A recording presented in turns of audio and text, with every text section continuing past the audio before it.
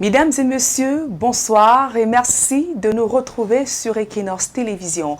Bonsoir également à tous ceux qui nous suivent sur nos différentes plateformes Internet. Actu Santé ce soir s'intéresse au ronflement. Considéré comme un élément perturbateur du sommeil, il peut gêner à la fois le sommeil du ronfleur, tout comme celui ou celle qui dort avec vous. Et les personnes qui ronflent sont très souvent victimes de railleries. Alors, pourquoi nous ronflons exactement? C'est ce que nous allons voir ce soir avec notre invité, le docteur Jephté Mbangue-Lobé. Il est spécialiste des maladies du sommeil, également promoteur du Centre des pathologies du sommeil, situé au quartier Bonapriso à Douala. On se retrouve dans quelques instants seulement, mesdames. Merci de nous retrouver sur le plateau d'Actu Santé sur Equinox Télévision. Nous parlons du ronflement. Docteur Jephté Mbangue-Lobé, bonsoir et merci de répondre aux questions d'Actu Santé. Bonsoir et merci de votre visite. Je me sens très honoré que vous soyez dans mes murs au Centre des pathologies du sommeil de Douala. Je pense que nous allons éclairer un peu la lanterne de vos auditeurs. Justement, et téléspectateurs également. Et téléspectateurs. Le ronflement, parlons-en justement. Qu'est-ce que c'est, docteur?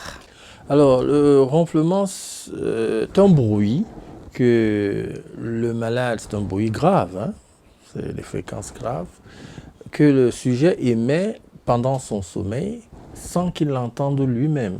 Quelle que soit l'intensité du ronflement, le sujet ne l'entend pas. C'est ça qui fait la particularité. Mais si c'est quelqu'un d'autre qui ronfle, il peut entendre. Bon, mais quand c'est lui qui ronfle, il n'entend pas. Bien. C'est donc un bruit qui est lié aux vibrations des parties molles du pharynx et du voile du palais.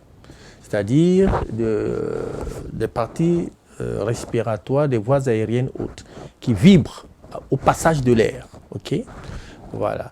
Donc le ronflement est toujours nuisance, mais n'est pas toujours maladie. Ce n'est pas tous les ronflements qui sont maladies. Okay?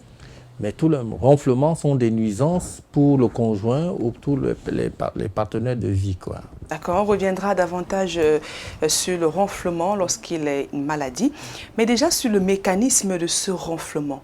Pourquoi on ronfle quand on dort exactement? Alors, ça n'a pas d'avantage. Il n'y a pas de différence entre celui qui ne ronfle pas. C'est-à-dire que ce n'est pas lié à un certain avantage. Voilà. Et donc, on peut ne pas ronfler sans que ça soit un problème. On peut ronfler sans que ça soit un problème. Voilà, c'est lié aux vibrations, donc, comme je l'ai dit, des parties molles du pharynx et des voiles du palais. Maintenant, le problème, c'est que est-ce que ce ronflement est pathologique? C'est ça la question que le médecin du sommeil va se poser. Au-delà de la nuisance qui affecte les partenaires de vie, le conjoint en particulier, est-ce que ce ronflement est pathologique? C'est ça qui va intéresser le médecin du sommeil. Parce qu'on constate également qu'on ronfle lorsque la personne est endormie complètement. Oui. Pourquoi justement cela pendant le sommeil principalement? Parce que pendant le sommeil, il y a comme un affaiblissement des muscles. Donc les parties molles deviennent encore plus molles, n'est-ce pas? Parce que dans le sommeil, vous savez, il y a un relâchement musculaire général. Il y a une baisse de la tonicité musculaire, comprenez? Et donc ces parties molles du pharynx et du voile du palais se ramollissent davantage et sont donc susceptibles de vibrer et de ronfler. Mais il y a des ronflements aussi qui surviennent pendant l'éveil. On appelle ça le stridor, la catatrémie. Ça, ce sont des ronflements de l'éveil. Le stridor à l'inspiration et la catatrémie à l'expiration. Mais c'est extrêmement rare. Moi-même, je n'en ai pas encore eu. D'accord. Et parlons donc justement de ce ronflement nocturne. Principalement, quelles sont les causes, docteur Mbangue? Alors, on retrouve le ronflement surtout chez des gens qui sont obèses, qui sont en surpoids. C'est des gens qui ont un tour de cou supérieur à 42 cm et qui ont donc des infiltrations de graisse dans les parties, les voies aériennes supérieures. Okay? Ces symptômes chez des personnes obèses, des personnes en surpoids. On le retrouve aussi beaucoup chez les hommes, c'est-à-dire le sexe mâle est un facteur de risque. On le retrouve aussi chez des gens qui fument, qui sont victimes du tabagisme, et ceux qui prennent beaucoup d'alcool. Voilà. Donc on peut retrouver un peu plus. Mais il est aussi génétique. Il y a des familles de ronfleurs où tout le monde ronfle. Et pourquoi les hommes sont plus exposés au ronflement que les femmes? Peut-être parce qu'ils sont plus exposés au tabagisme et à l'alcoolisme. Et aussi parce qu'ils sont hommes. Et il y a une limite aux explications qu'on peut donner. On constate que les hommes ronflent plus, même si on ne comprend pas trop pourquoi. Il y a souvent certaines personnes qui disent que docteur, c'est lorsque je prends une certaine position durant la nuit que je ronfle. Est-ce que la position a un impact lorsqu'on parle du ronflement? Absolument. Chez certains sujets. Il y a des ronflements qui sont positionnels. Nous, en médecine, nous disons qu'ils sont positionnels. Et très souvent, lorsque le sujet est sur le dos, il va ronfler plus que quand il est sur le côté. Et parfois, quand il est sur le dos, il ronfle 2 fois plus. Mais il y a des ronflements qui sont positionnels, d'autres qui ne le sont pas, qui ne sont pas positionnels. Quelle que soit la position, ils ronflent. Justement, parce qu'on voit souvent même en plein jour des personnes assises à peine 3 minutes. 3 secondes, oui. 3 secondes. Oui. Elles commencent justement à ronfler aussi facilement à peine endormies. Tout à fait, oui. Tout à fait, oui. Et c'est dû à quoi? C'est toujours l'obésité à ce moment-là? Oui, c'est l'obésité. Maintenant, il y a des ronfleurs qui ne sont pas obèses. Oui. Okay. Il y a des ronfleurs qui ne sont pas obèses. Mais on retrouve beaucoup ce symptôme chez des personnes obèses. Et le ronflement chez l'enfant est-il normal? Alors, le ronflement chez l'adulte peut ne pas être pathologique, en ce sens qu'il ne peut ne pas être accompagné d'apnée de sommeil. Maintenant, chez l'enfant, le ronflement est nécessairement pathologique. Un enfant jusqu'à 15 ans, on ne doit pas ronfler. Si on ronfle, c'est nécessairement pathologique. Donc, il faut explorer pour savoir pourquoi l'enfant ronfle. Très souvent, il ronfle parce qu'il a une hypertrophie des voies aériennes supérieures, en particulier des amygdales. Les enfants qui font des grosses amygdales vont ronfler. Okay? Voilà. Et quelle peut être la complication chez un enfant qui ronfle spécifiquement? Alors, la complication, c'est qu'il peut faire des apnées aussi. Les enfants peuvent faire des apnées et parfois il leur faut des pressions continues qui sont plus élevées.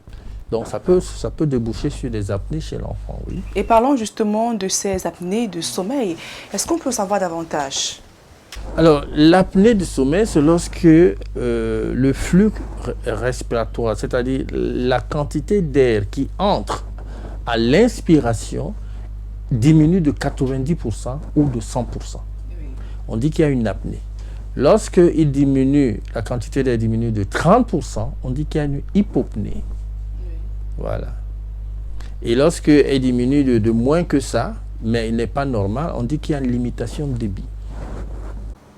Et qu'est-ce qui se passe pour bien comprendre le temps durant ce ronflement, l'apnée de sommeil?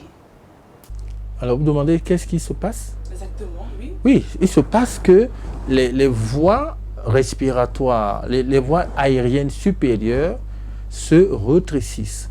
Il y a un muscle qu'on appelle le génioglosse.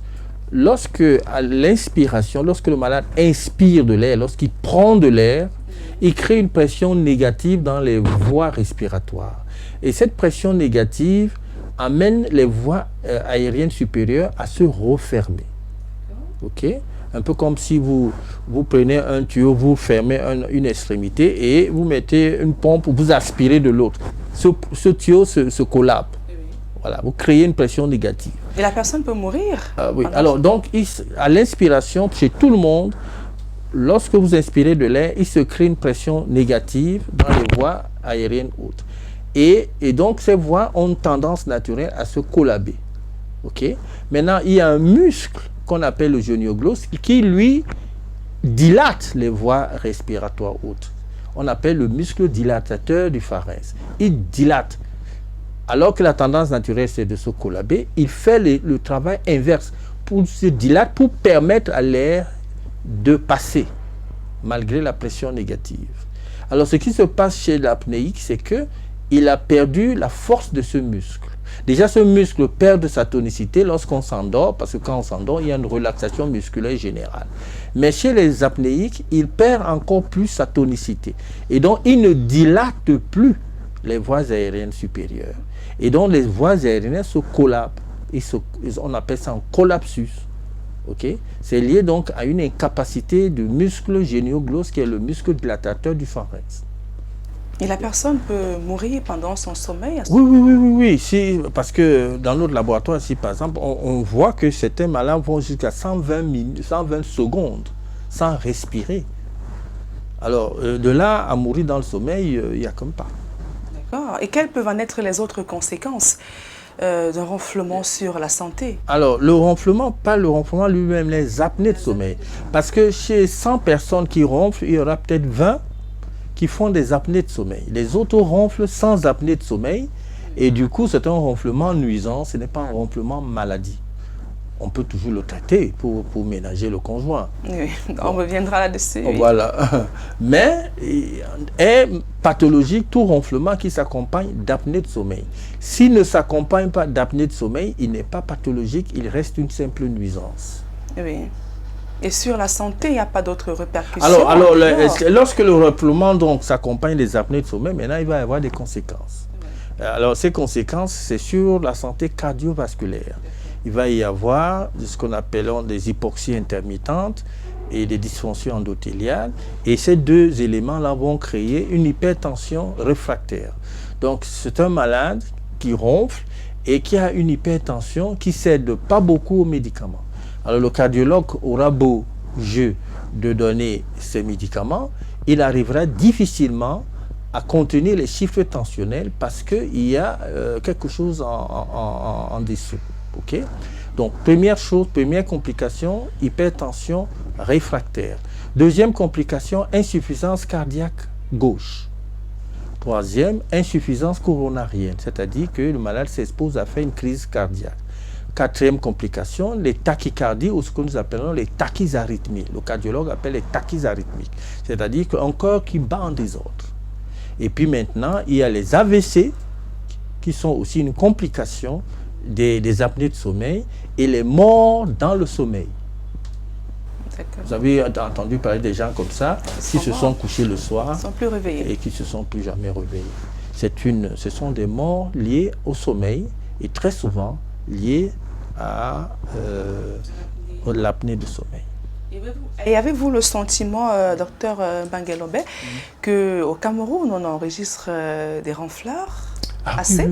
Et je pense qu'il y a énormément de ronfleurs. Bon, maintenant, je n'ai pas encore fait des statistiques, c'est peut-être au ministère de... Dans votre pratique, puisque vous êtes un centre spécialisé des pathologies du sommeil, en moyenne, vous pouvez enregistrer combien de personnes qui viennent pour se plaindre? Ouais, alors, il y a énormément de gens. Bon, le centre a reçu, depuis que nous l'avons créé, nous sommes à 652 malades depuis, je crois, janvier 2021.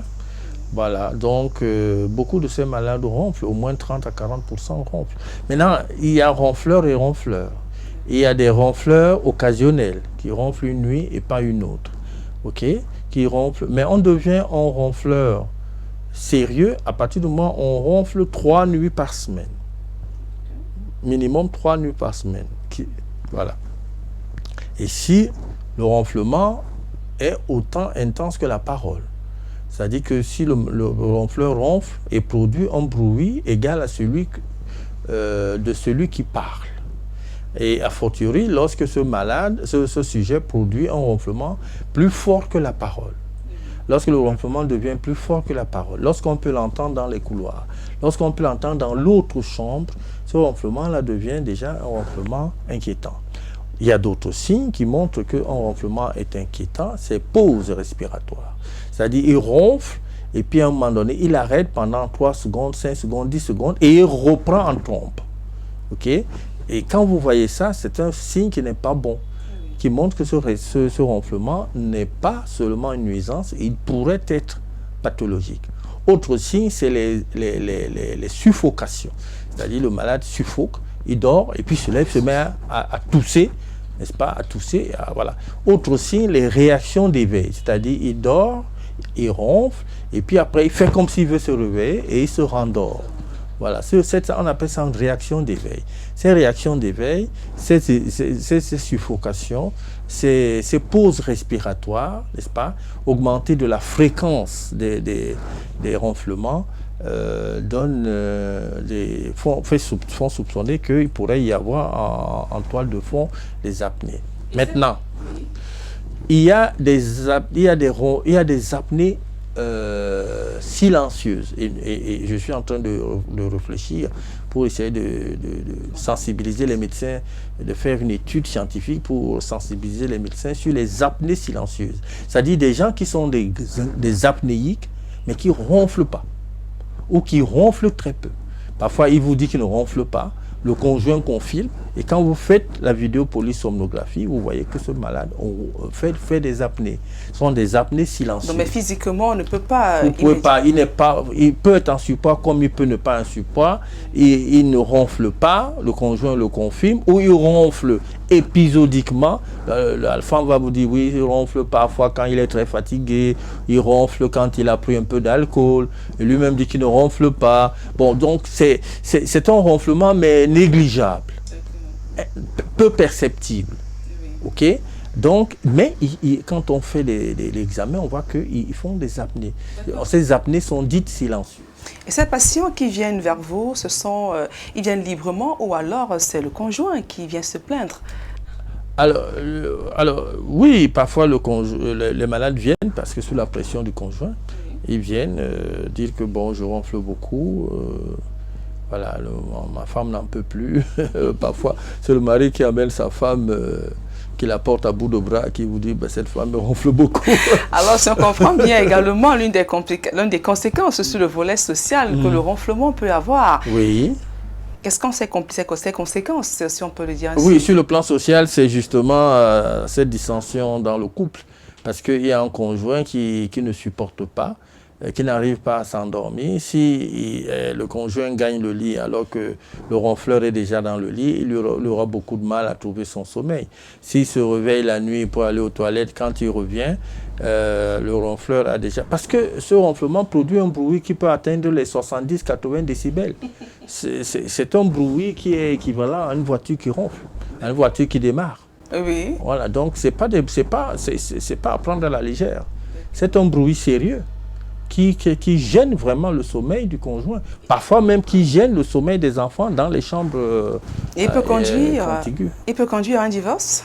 Ah non, je ne souhaite pas. Vous ne souhaitez pas quand même qu'un couple camerounais divorce parce que le conjoint ronfle. Parce qu'il est également perturbateur. Oui, il est perturbateur. Et les personnes qui en souffrent sont parfois marginalisées. Oui, c'est ça, ils sont marginalisés eux-mêmes. Bon, et puis c'est récemment même qu'on sait que c'est un problème, le ronflement. Hein.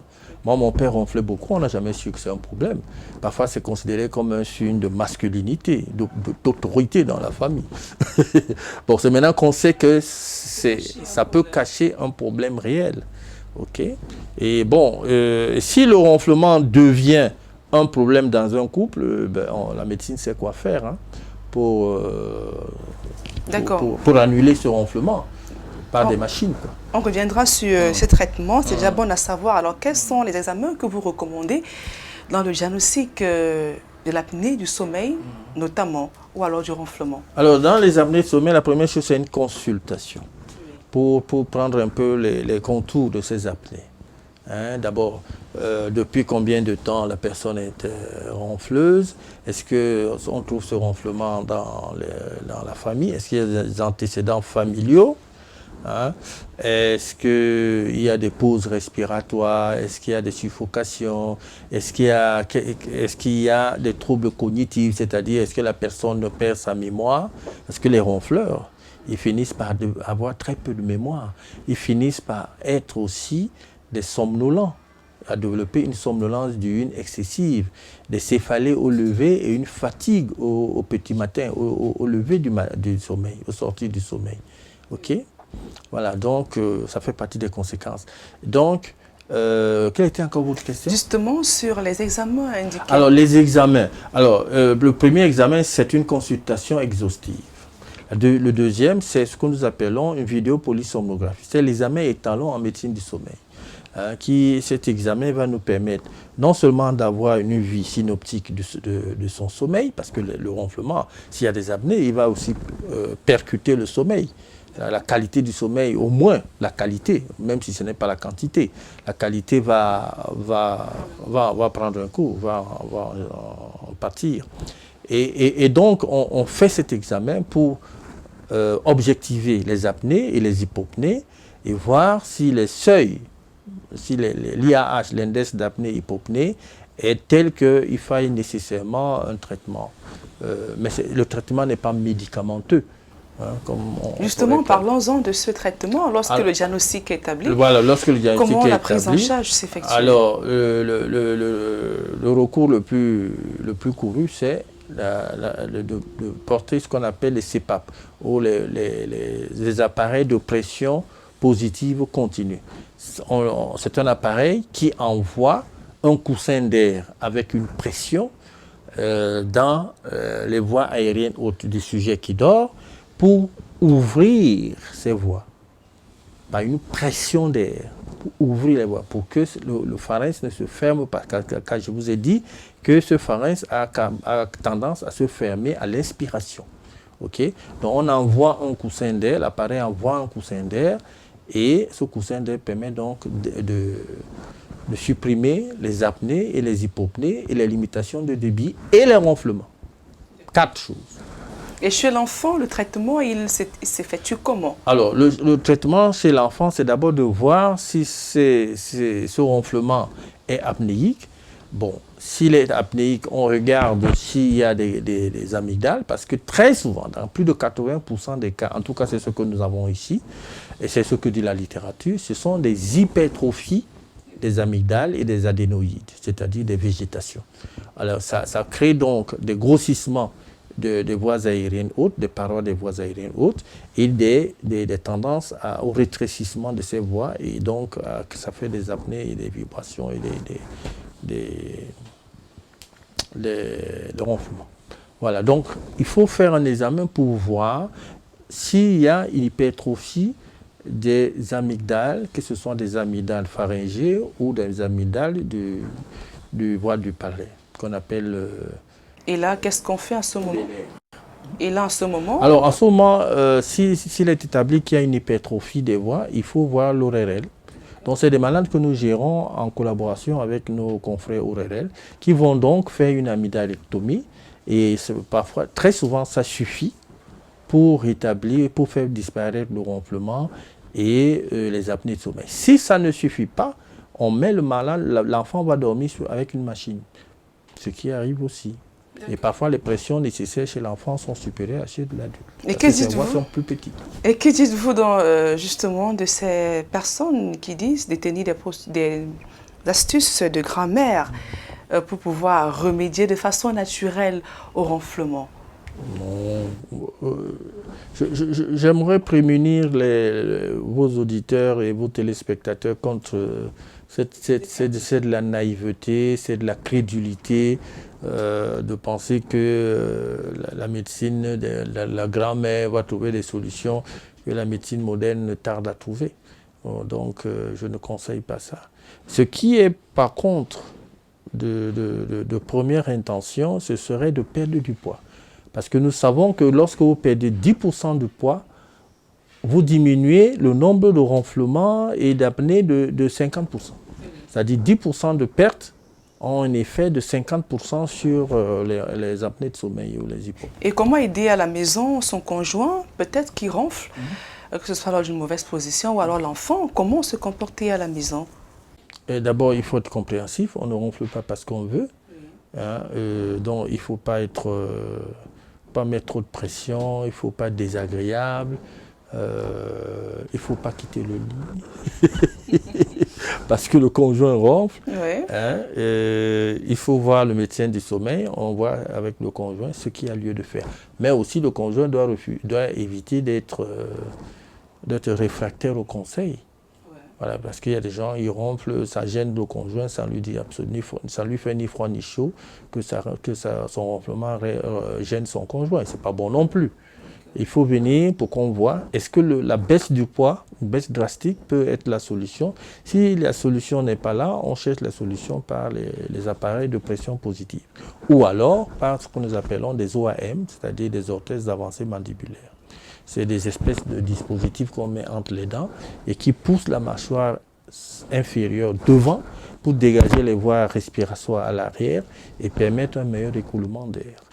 Et du coup, ça permet de diminuer les apnées de sommeil et les ronflements. Et si ça ne suffit pas, on peut aller jusqu'à la chirurgie des voies respiratoires hautes, qui est une chirurgie qui ne se fait pas encore chez nous, je crois, mais qui est très chère, qui est aussi très chère. En France, ça coûterait de l'ordre de 50 millions de francs CFA. Wow. Et de façon générale, est-ce qu'on peut donc prévenir le ronflement pour éviter d'en arriver là? Le contrôle du poids, éviter le tabagisme, éviter l'alcoolisme. 3 choses, on peut prévenir. Prévenir le ronflement? Oui, pas de manière absolue, parce qu'il y a des ronflements qui sont génétiques, qui sont liés à la famille. Des gens qui sont des familles de ronfleurs, ils peuvent avoir beaucoup de mal. Mais on peut prévenir et on peut, de cas échéant, diminuer l'intensité par la baisse du poids et par l'évitement de l'alcoolisme, du tabagisme. D'accord. Docteur Mbangue-Lobon va bientôt sortir de cette mission. Alors, que retenir pour ceux qui nous retrouvent à l'instant? Que retenir lorsqu'on parle du ronflement? D'accord. Le ronflement est un symptôme qui est relativement fréquent dans nos contrées, en Afrique noire. C'est relativement fréquent.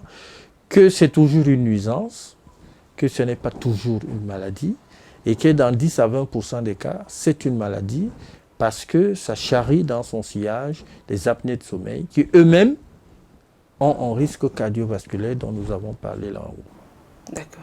Merci, Dr Jephté Mbangue-Lobé, d'avoir répondu aux questions d'Actu Santé ce soir. Oui, ça a été un honneur d'être dans votre éminente programme, votre éminent programme qui est très suivi et que moi-même je suis de temps en temps.